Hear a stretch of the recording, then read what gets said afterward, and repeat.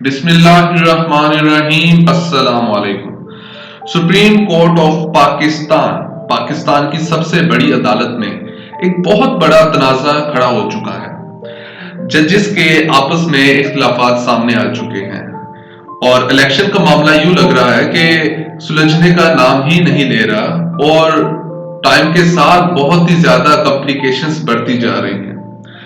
اب جسٹس سید منصور علی شاہ اور جسٹس جمال Mandokhel chief justice کے سامنے آ گئے ہیں۔ انہوں نے اپنا 27 پیجز پر مشتمل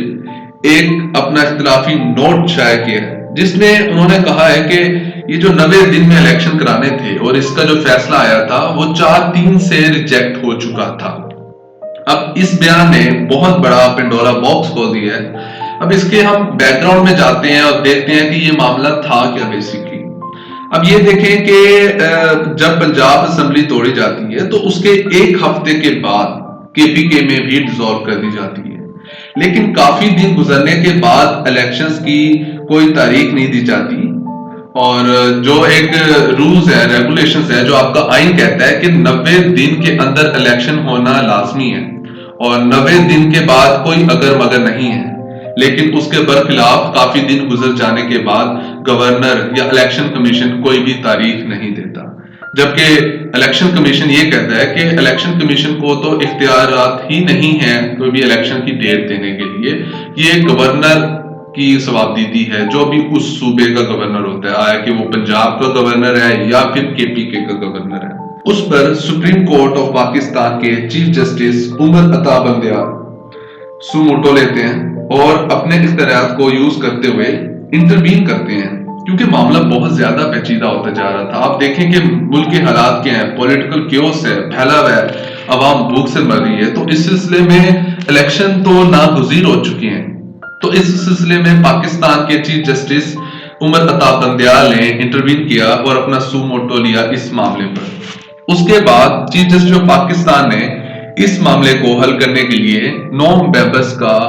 بینچ تشکیل دیا، جس میں جسٹس اعجاز الحسن اور مظاہر نقوی بھی شامل تھے۔ اب نون لیگ سپریم کورٹ پہ حملہ آور ہوتی ہے اور لیڈرشپ کی جانب سے ججز کو ڈائریکٹ نشانہ بنایا جاتا ہے۔ اتنے زیادہ طوفان بدتمیزی کے بعد 2 ججز، ایک جسٹس اعجاز الحسن اور جسٹس مظاہر نقوی، اپنے آپ کو اس بینچ سے الگ کر دیتے ہیں،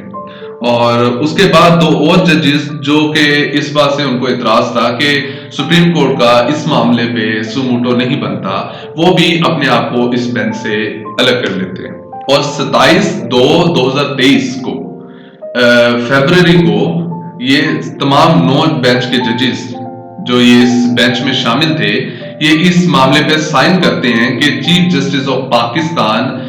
اس بینچ کو توڑ کر ایک نیا بینچ ریکانسٹیٹیوٹ کرے، اور اس پر عمل کرتے ہوئے چیف جسٹس آف پاکستان 5 ممبر کا بینچ تشکیل دے دیتے ہیں۔ اور اس کے بعد اس بینچ نے جو فیصلہ کرنا تھا الیکشن کا کہ 90 دن میں ہوں گے یا نہیں، وہ 3-2 سے حق میں آ جاتا ہے PTI کے کہ الیکشن کی ڈیٹ فوراً دی جائے۔ تو اس کے بعد الیکشن کمیشن 30 اپریل کو پنجاب اور گورنر KPK 26 مئی کی ڈیٹ دے دیتا ہے۔ حالانکہ اس سے پہلے پریزیڈنٹ آف پاکستان 9 اپریل کی ڈیٹ دے چکے تھے الیکشن کی۔ بعد میں اس چیز پہ PDM نے بہت زیادہ شور کیا کہ یہ پریزیڈنٹ کا اس چیز میں اختیارات ہی نہیں کہ الیکشن کی ڈیٹ اناؤنس کرے، لیکن خیر بعد میں سپریم کورٹ آف پاکستان اس بات کو انڈورس کرتی ہے اور کہتی ہے کہ پریزیڈنٹ الیکشن کی ڈیٹ دے سکتا ہے۔ اس کے بعد کیا واقعہ ہوتا ہے؟ اب یہ جب الیکشن کے اناؤنس ہو جاتا ہے کہ سپریم کورٹ آرڈر دے دیتی ہے الیکشن کمیشن کو کہ 90 دن کے اندر ہر صورت میں الیکشن کروائے جائیں، تو لیکن اس معاملے میں کوئی بھی کان نہیں دھرے جاتے اور کوئی بھی اس معاملے کو سیریس نہیں لیا جاتا۔ اس کے بعد میٹنگ بیٹھتی ہے ڈیفرنٹ لیڈرشپس کی، گورنمنٹ میں بیٹھے لوگوں کی، اور وہاں سے وزیر خزانہ کہتے ہیں اسحاق ڈار صاحب کہ ہمارے پاس الیکشن کروانے کے لیے 20 ارب روپے نہیں ہیں،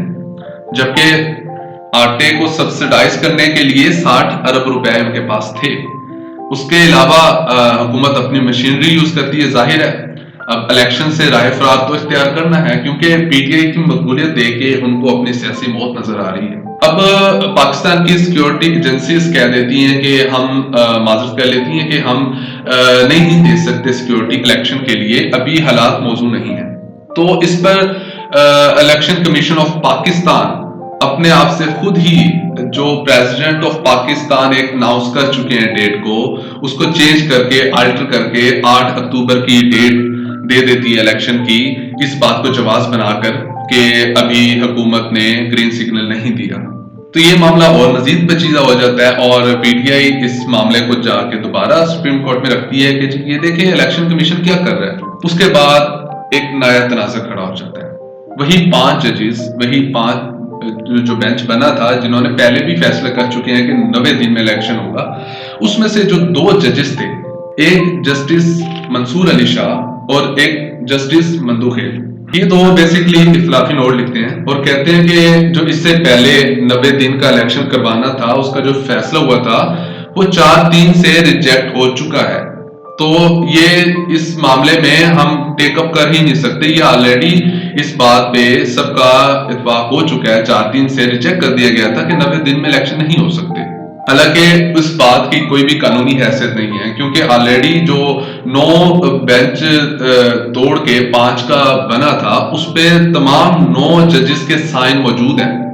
کہ جس میں انہوں نے چیف جسٹس آف پاکستان کو کہا تھا، ریکویسٹ کی تھی کہ آپ دوبارہ ریکانسٹیٹیوٹ کریں۔ اور اس معاملے میں اب یہ معاملہ بہت ہی زیادہ پیچیدہ ہو چکا ہے۔ اب اس کو لے کر نون لیگ ظاہر ہے سیاست تو کرنی ہے، اس پہ سیاست کر رہی ہے اور پروپیگنڈا چلایا جا رہا ہے کہ یہ آلریڈی ڈیسائیڈڈ ہے کہ 90 دن میں الیکشن نہیں ہو سکتے، اور اس پہ بہت سی کمپینس چلائی جا رہی ہیں، ٹویٹر پہ ٹرینڈز چلائے جا رہے ہیں۔ اب چیف جسٹس آف پاکستان کو ٹارگٹ کیا جا رہا ہے اس معاملے پہ، اور یہ کہہ کر کہ 1 مین شو نہیں چلے گا۔ اور یہ بات